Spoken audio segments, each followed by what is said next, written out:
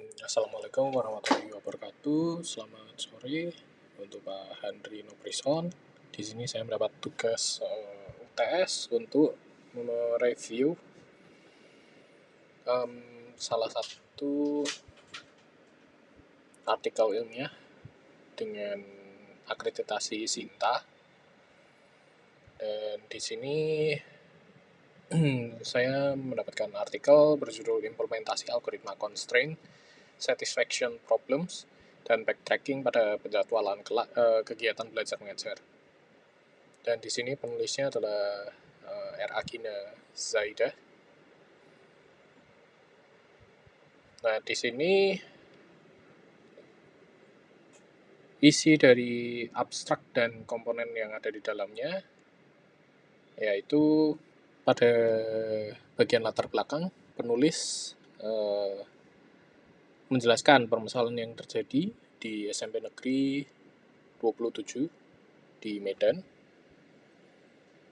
di mana proses penjadwalan kegiatan belajar dan mengajar masih dilakukan secara manual menggunakan spreadsheet dan pencatatan berbasis kertas.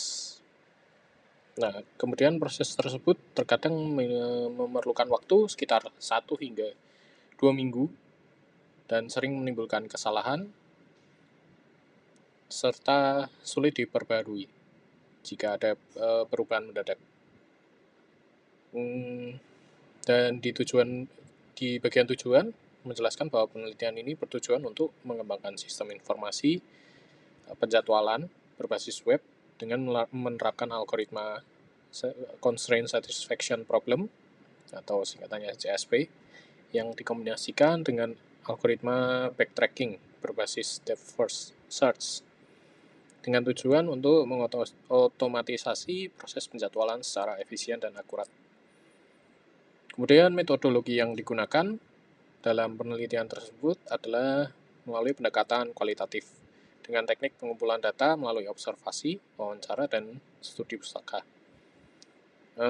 Pengembangan sistem dilakukan menggunakan model waterfall dan bahasa pemrograman yang digunakan PHP serta frameworknya Laravel.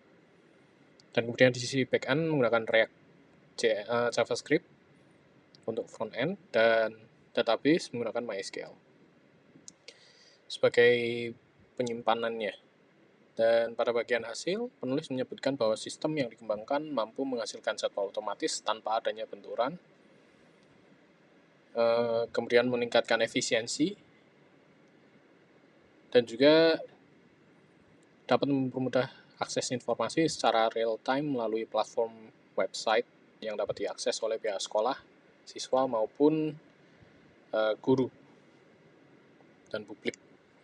Secara keseluruhan, abstrak artikel ini sudah mencakup seluruh inti dari penelitian yang dilakukan. Abstrak disusun dengan urutan yang sistematis, mencakup konteks permasalahan, tujuan penelitian, pendekatan metode, hasil, serta implikasi dari penerapan sistem.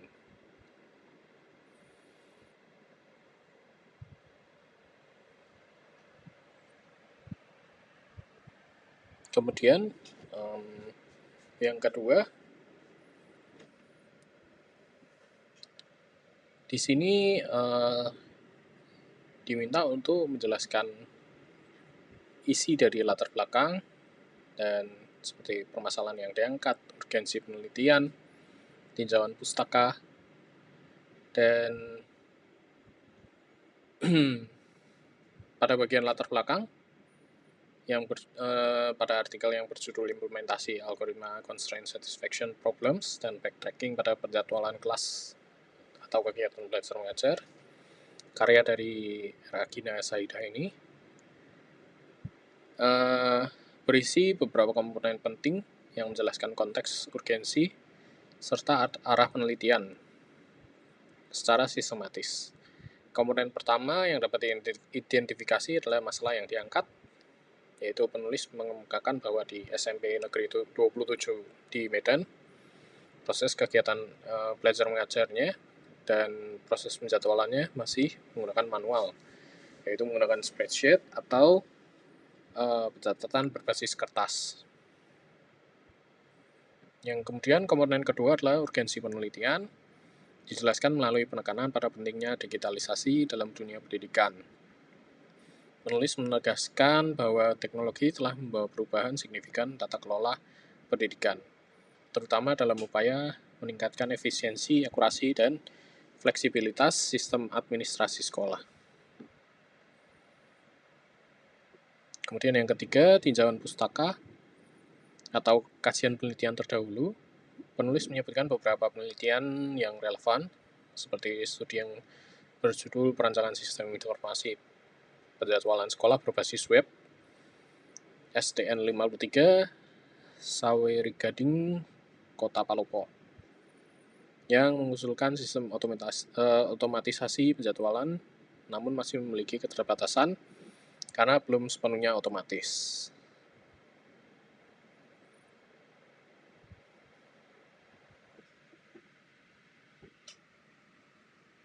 Dan kemudian komponen terakhir adalah tujuan penelitian yang disampaikan secara eksplisit, yaitu tujuan penelitian ini untuk mengembangkan sistem informasi penjadwalan kegiatan belajar mengajar berbasis web di SMP Negeri 27 Medan menggunakan algoritma Constraint Satisfaction Problem yang dikombinasikan dengan algoritma backtracking berbasis depth first search. Sistem ini diharapkan dapat menggantikan metode manual dengan solusi otomatis yang lebih efisien, akurat, dan mudah diakses.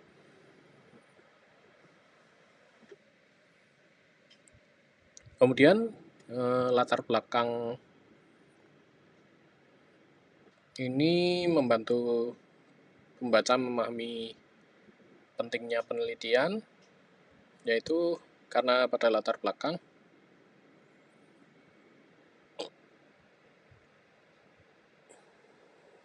penulis membuka latar belakang dengan menggambarkan kondisi faktual yang terjadi di SMP Negeri 27 Medan, di mana proses penjadwalannya masih menggunakan manual.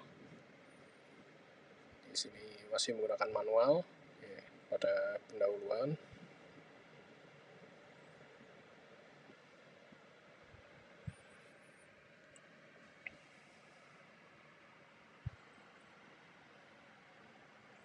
Dan masalah utama yang terjadi dan yang menjadi fokus yaitu rendahnya efisiensi, sering terjadi benturan, serta kesulitan dalam memperbarui data.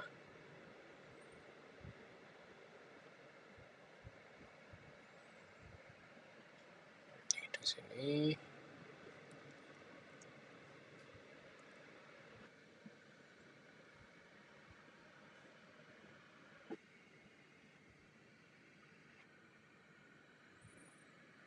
kemudian latar belakang memperkuat pentingnya penelitian dengan menekankan bahwa perkembangan teknologi telah membawa perubahan besar dalam dunia pendidikan.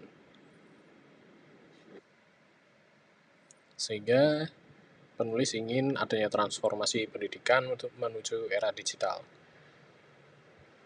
Kemudian ada penyertaan beberapa tinjauan pustaka dan penelitian terdahulu memperkaya konteks teoritis dan menunjukkan penulis memahami bahwa penelitian sejenis telah dilakukan sebelumnya. Di sini penulis juga sudah menyertakan penelitian terdahulu.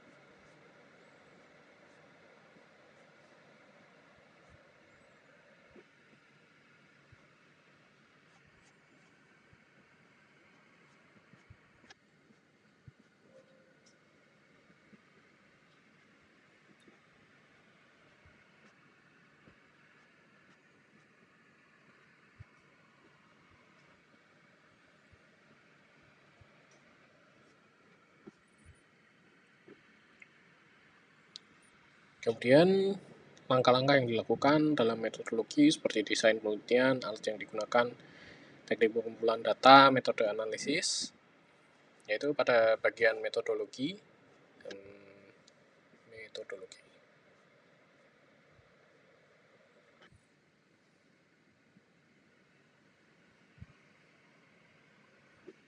Tahapan penelitian yang dilakukan untuk mengembangkan sistem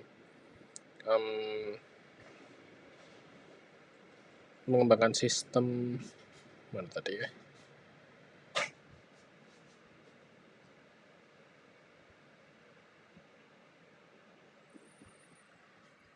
Dari segi desain penelitian menggunakan pendekatan kualitatif yang disebutkan di abstrak.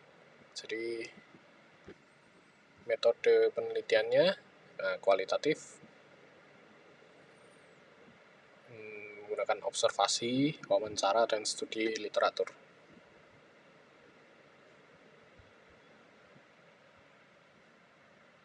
Kemudian terkait metode pengembangan sistem, di sini penulis menggunakan requirement analysis, kemudian dilanjut ke system design, implementation, integration testing, dan operation dan maintenance. Nah, pada requirements analisis di sini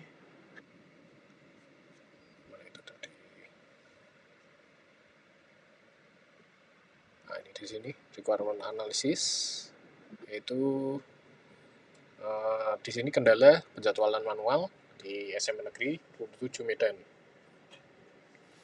Kemudian pada sistem desain di sini penulis menggunakan database MySQL dan diagram UML untuk menggambarkan alur interaksi sistem. Kemudian pada implementasi penulis menggunakan PHP 8.3.13 dan menggunakan Visual Studio Code sebagai IDE atau sebagai editornya, dan XAMPP sebagai yang menjalankan MySQL. Dan modul penjadwalan diintegrasikan dengan algoritma CSP dan backtracking. Kemudian pada tahap integration dan testing, pengujian dilakukan pada setiap modul supaya ini di sini soft dan hard constraint terpenuhi. Kemudian tahap operation dan maintenance, setelah diimplementasikan, penulis memastikan bahwa pemeliharaan sistem dilakukan agar tetap berjalan dengan normal dan lancar.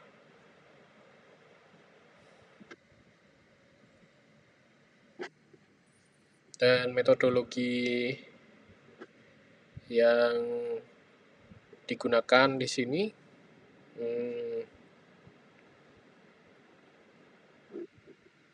sudah cukup jelas karena penulis sudah menyertakan alat dan juga bagaimana dia melakukan penelitian serta metode-metodenya, dan juga termasuk metode pengembangan sistemnya secara urut supaya pengembangan sistem dapat berjalan dengan lancar. Nah, kemudian nama jurnal untuk soal keempat. Nama jurnal ini di sini implementasi algoritma constraint satisfaction problems dan backtracking pada penjadwalan kegiatan belajar. Dan di sini menggunakan Sinta 4. Menggunakan Matic Journal, tahun publikasi 2025. Kemudian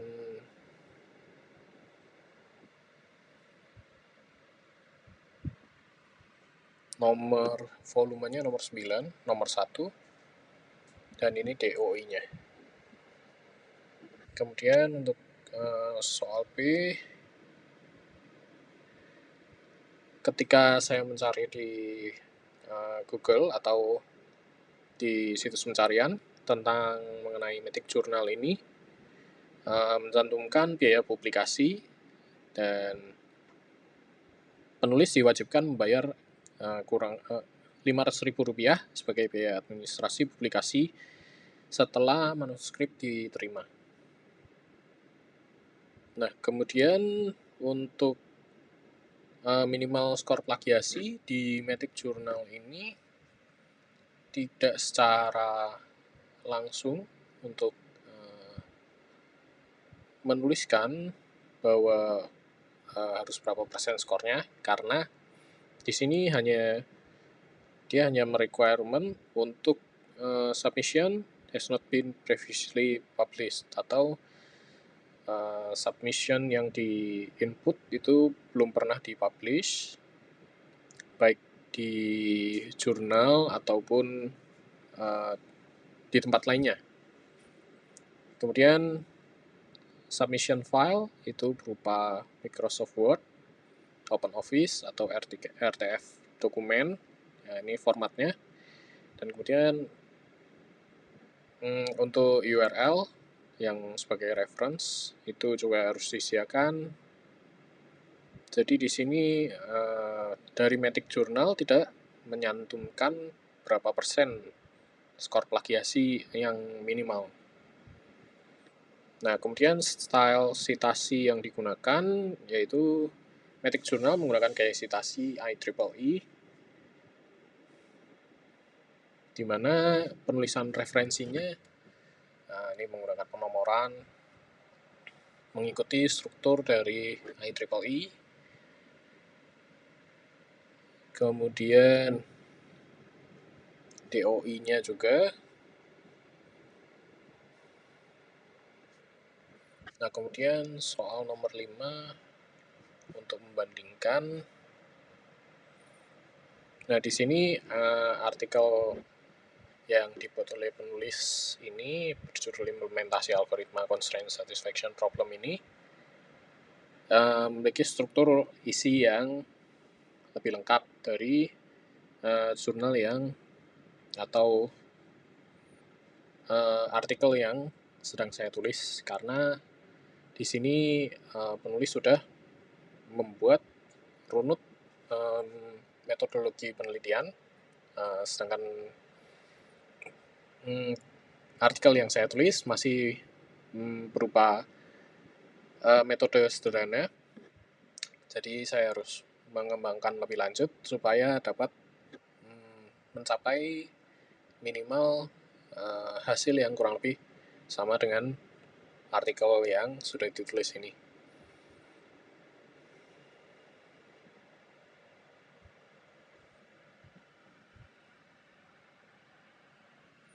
Kemudian sudah saya jelaskan untuk kekurangan dari artikel saya, bahwa masih cukup sederhana, jadi harus lebih ditingkatkan lagi supaya dapat memenuhi artikel ilmiah yang seharusnya dibuat, baik dari sisi metodologi, kemudian algoritma yang dipakai secara lengkap, supaya pembaca juga mengerti apa yang sedang saya kerjakan. Sekian dan terima kasih.